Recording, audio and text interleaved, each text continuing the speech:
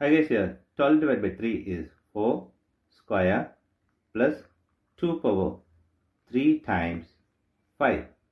Here 4 square is 16 plus 2 power 3 is 8 times 5. Here 16 plus 8 is 24 times 5. Here 24 times 5 is 96 is the wrong answer. As per this order of operation, this 96 is the wrong answer. Here we are going to introduce this PEMDAS rule from order of operation to solve this problem in correct order. This is a bracket, higher priority. This is the exponent.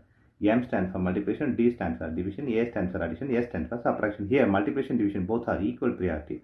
Also this addition, subtraction both are equal priority.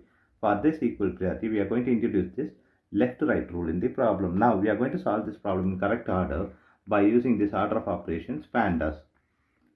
Here as per this order of operations PEMDAS, the bracket is higher priority. So we have to do this bracket before this operation. Here 12 divided by 3 is 4 square plus 2 power 3 times 5. The next priority is exponent. So we have to do this exponent before this multiplication and addition. So 4 square is 16 plus here 2 power 3 is 8 times 5.